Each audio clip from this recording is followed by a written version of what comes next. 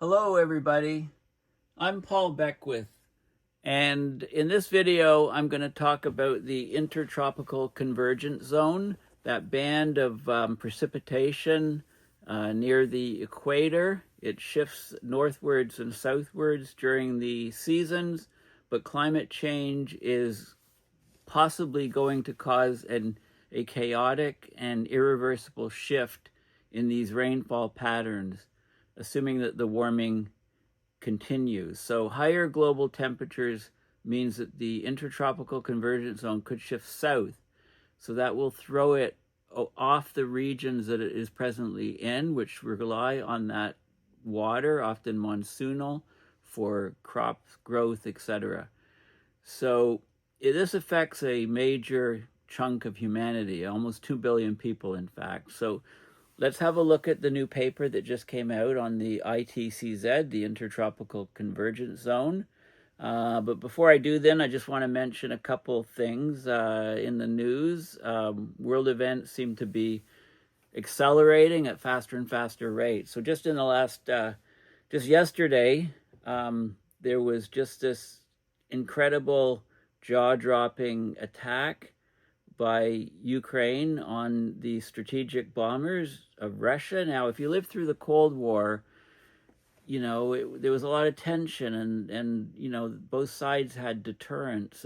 They had their ICBMs, but also they had their bombers, long-range bombers that could carry nuclear weapons, mostly just bombs during the Cold War, and then more recently cruise missiles that they could drop off the planes and so on. But anyway, this was a huge deterrent, and you know, a lot of these planes are still in operation from the Cold War.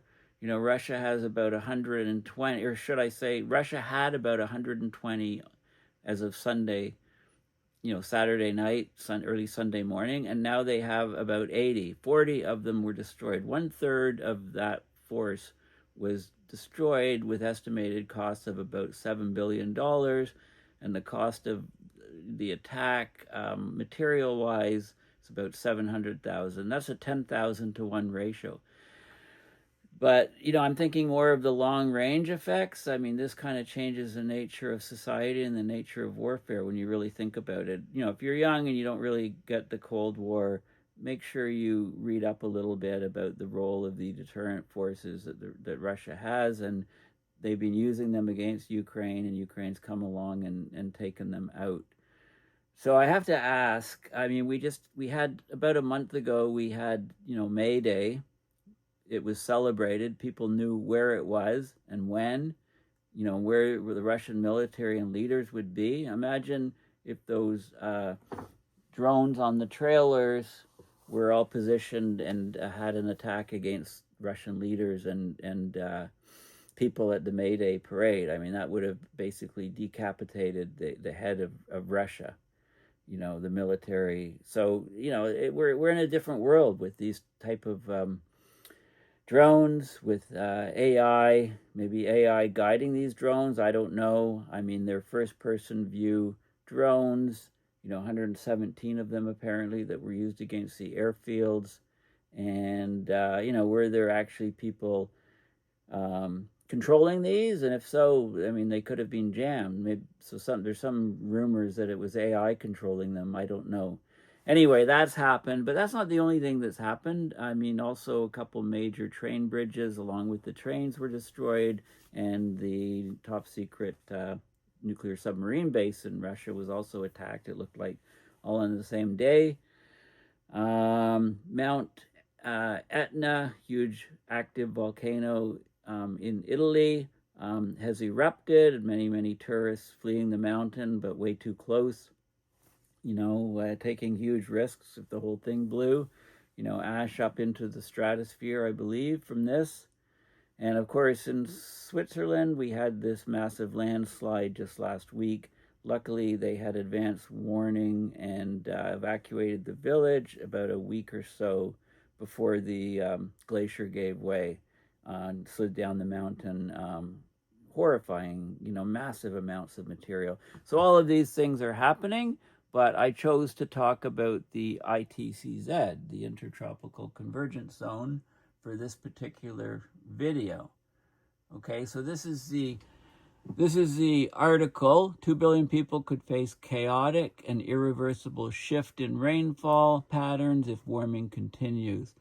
So higher global temperatures means that the ITCZ could shift southwards. That would throw off the precipitation trends that a major swath of humanity, about 2 billion people almost, rely on. You know, what happens each year with the ITCZ. So this is heavy rainstorm over a city in Malaysia. I mean, when you see sort of things like this, it's just like, wow, you know, it's almost like a wall of water dropping down. So it says nearly 2 billion people could face wild disruptions in water availability. It says if, you know, the planet's continuing to warm. I don't know if that's an if. I don't think so. The change could be irreversible. So what have they done? Earth's average surface temperature is already, it says about 1.2 Celsius. Well, we're 1.5, so they need to update this. So I think that makes things more likely than what they're even saying in the modeling. Higher than pre-industrial levels, 2024, hottest year on record, before then 2023. So we're just heading up in temperature. Most often people talk about temperature, but the dynamics of water movement on the planet, the rainfall, evapotranspiration, precipitation, you know, how much vegetation absorbs, how much soil absorbs, all these things, how much goes in rivers, overland, goes into the soils, goes into the oceans, etc. All these things are changing. So this study was just published just a couple of weeks ago in the journal Earth's Future, and it looked what happened should global temperatures, it says, swell to 1.5. Well, we're there already, you know, so this is, I don't know why, I mean, people just, even, it's hard to keep up with all of what's happening. Anyway, increases in temperature could have a permanent impact on the ITCZ. It's a region near the equator where the trade winds from the northern and southern hemisphere meet. They converge.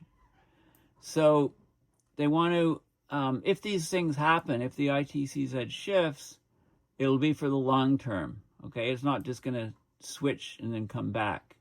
And this is mostly a study from people in Norway, the Center for International Climate Research in Norway. So the ITCZ has a heavy influence on rainfall patterns. The increase in global temperatures could cause it to shift southward. That would change the length and the intensity of wet and dry seasons, especially in parts of Africa, the Amazon, and Southeast Asia. Too much rain in some areas, not enough in others, could have dire effects on agriculture, ecosystems, and water availability. And we're talking about huge numbers of people again for this. So there's a number of different factors that affect this wide band of clouds, which include the ocean currents, the ocean's largest conveyor belt, right, the AMOC. The conveyor belt's weakening, and that's going to have effects because, as I've told you, less heat going up into the Arctic region, so more heat in the tropics affecting the ITCZ, also more heat in the southern hemisphere, and more melting in Antarctica, which would far outweigh the reduced melting in Greenland should the conveyor belt collapse. So basically 2 different scenarios were looked at in this paper, 8 different Earth system models, ESMs. One scenario, they looked at how precipitation would change if the atmospheric CO2 increased at a rate of 1% per year for 140 years and decreased at the same rate for another 140 years. So, you know, you look at these numbers and think, well, you know, who really cares about this? It's way too far off in the future. But we do learn about this, and you can always change the dates, right? Say, well, maybe this study applies for 30 years out and then 30 years down, whatever. Anyway, this is a sort of a one way that it's a sort of a clean way, they say, to look at the impact of a slow rise and then a fall in global temperatures. Then they looked at a more realistic scenario where emissions increase until 2040, and it says it's followed by aggressive mitigation efforts to bring the global temperature back down. So they say it's more realistic if we don't do anything to 2040 and bring it down. Again, I have a problem with these sort of scenarios, but it is what it is.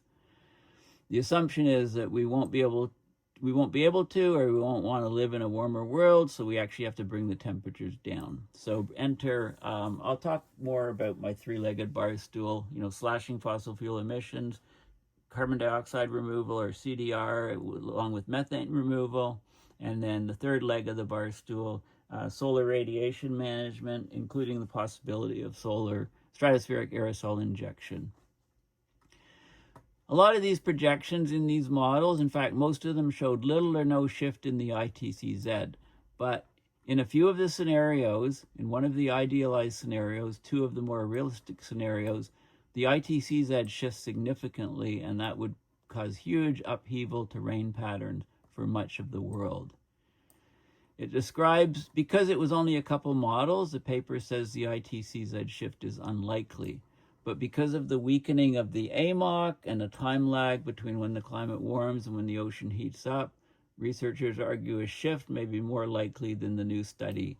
So a new study comes out and they say, well, it's probably very conservative. Well, why not incorporate these other things? Maybe that's the next study. I don't know. Anyway, if the ITCZ shifts southward, the Central and West Africa, parts of Southeast Asia could see reduced rainfall. Northeast Brazil would be inundated with more rainfall. The timing and intensity of the weather patterns would change. That would disrupt lives of billions of people, as well as agriculture. 23% of the world's population, more than 12% of the global land area, could be impacted. And it's a low probability, but a plausible outcome, which turns up in some of the models. It would play out over decades at a minimum, and the damage would be permanent, at least on human timescales. So it's an important study. People are talking about it. Water availability is more complicated than what the study considered. Simulations didn't take into account the amount of water and moisture in the ground, or how much water is flowing through rivers. And I'm wondering how difficult it is to do that, because you can't isolate all of these factors. We need more realistic models that account for all of these factors. Okay, so it's, and then at the end, cut emissions as soon as possible, right? We can talk till we turn blue in the face, but we're not doing this. Okay, so let's have a look at the paper, but a little background first. Wikipedia has a great section on the Intertropical Convergence Zone. So if you go on Earth Null School, you go on Climate Reanalyzer or something, you can see this often a band of clouds near the equator. Sailors called it the doldrums or the calm because of the monotonous windless weather. We call it the ITCZ, Intertropical Convergence Zone. It's where, so the northeast and the southeast trade winds converge, and we get the trade winds moving counterclockwise. It's near the so-called thermal equator, and I think of the thermal equator as kind of the average temperature above and the average temperature below are identical, or it's a temperature where temperature is maximized, thermal equator. I'll show you a Wikipedia page on the thermal equator because it's an important concept.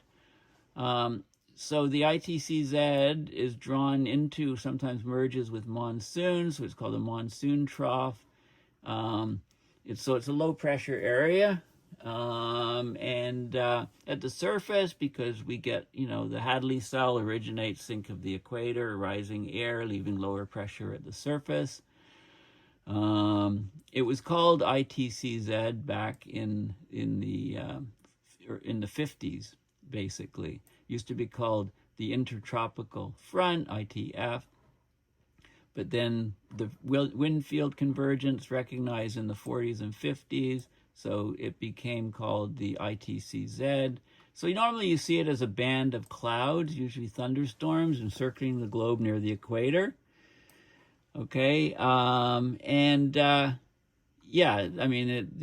talk about the Hadley cell. They give some more details here. It varies with the seasons, so let's show that. Well, first of all, this is it over Africa, for example. The ITCZ is the green area, so it shifts and curves here.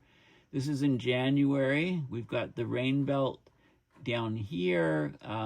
This is the Congo air boundary, it's called. And then the surface winds are in the direction shown in the arrows. So it changes. It's up here. January, this is April, moves up. July moves up even more. And then October drops back down and twists here. So this is interesting. This is really, really important here. So this is during, in July, the ITCZ is up here. So it moves northward in the northern summer because it's warmer here. So in other words, the northern hemisphere is warmer, of course, than it would be in the summers and winters. So the ITCZ band moves up, tracks it accordingly to the warmth. And in the winter, it moves southward and it comes here. It looks like a bit wavier in the winter. So it definitely shifts, and it has these patterns throughout the year. So if climate change is changing the whole location of these things, then of course the people that rely on the present location will be greatly affected. And that's just a couple billion people near the equator. Of course, in some cases, the ITCZ may become narrow, especially when it moves away from the equator. Do we see that? Well, as it, in some areas it's very narrow, in other areas it's wider. There's other factors in play. There seems to be a 15 to 25 day cycle in thunderstorm activity as you track along it, and that's half the wavelength of the MJO, Madden-Julian oscillation. So there's intrigues and things, it was very well known to sailors. You want to avoid that region because because you're going to sit there for a long period of time. And the effects of climate change, there's a detailed section here which is excellent. It talks about the previous glacial periods during Heinrich events. The southward shift of the ITCZ coincided with so during Heinrich events, where icebergs would break off and raft across the North Atlantic, there was a southward shift of the ITCZ because the northern hemisphere got colder. So the northern hemisphere Hadley cell was intensified, and the southern hemisphere Hadley cell was weakened. And then, as during the mid-Holocene, as things started to warm up, it shifted northwards. So there's periods of contraction and expansion in the climate records, and the displacement of it probably is partly resulting in the drought in the Sahel. So we've been tracking it. It's very important. A lot of people rely on it, and there are definite changes due to climate. Interestingly, very famous poem, Samuel Taylor Coleridge's, and he was around, William Wordsworth, back in the day, English poet, critic, philosopher, romantic movement in England. Anyway, the poem was a rhyme of the Ancient Mariner, 1798, and talked about being stuck in the doldrums, if you like. And it's been in the literature and things, arts, books since then. Okay, so great section. Now, the thermal equator I mentioned, it's the heat equator, if you like. It's a belt encircling the Earth. It's defined by the set of locations having the highest mean annual temperature at each longitude. So take a particular, go around the Earth, take a longitude, and the highest mean temperature, that's the thermal equator. So it doesn't actually track exactly the equator. As we go into summer and winter in the various hemispheres, it tends to track the summers, and so on. So, but it's an interesting term, which is, important to hear or to know about. And then we need to look at population density. So the ITCZ is providing a lot of rainfall to those regions near the equator. And as climate change shifts the seasonal patterns, it's got seasonal patterns which affect people. There's wet seasons, dry seasons. And as it's shifting, it affects an awful lot of people. And if it shifts permanently, it will have enormous impacts on huge numbers of people on about a quarter of the global population. So you can look at population densities and match them up to where the ITCZ is to see what's going on. So this is the paper. irreversible, it's open access, irreversible land water availability changes from a potential ITCZ shift during temperature overshoot. So we'll just look at the abstract. So it's increasing likely global temperatures will overshoot 1.5. Well, we've already done that.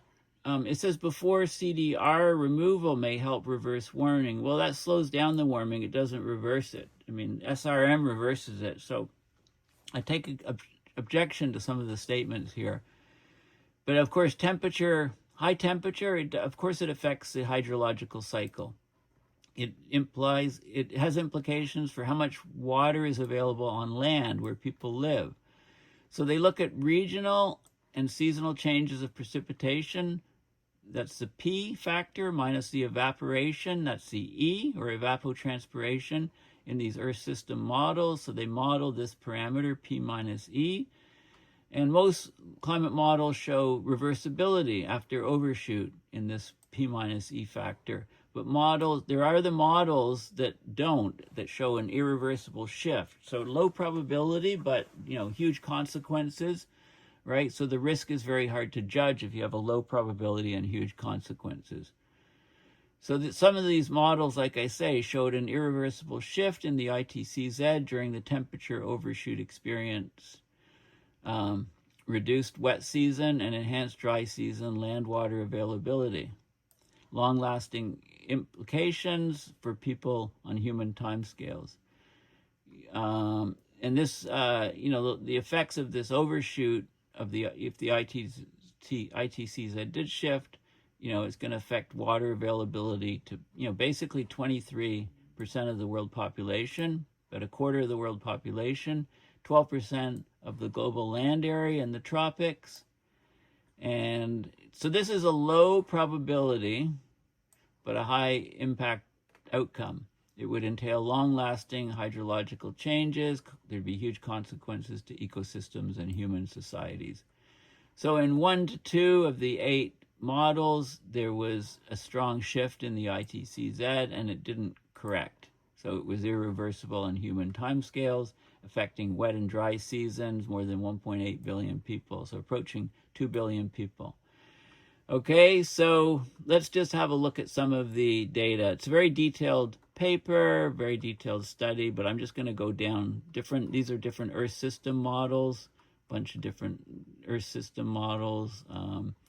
And let's just go down to the figures, results and discussion. So this is this change in the precipitation minus evaporation, and they have a time scale starting the model to ending the model, ramping up CO2, ramping it down.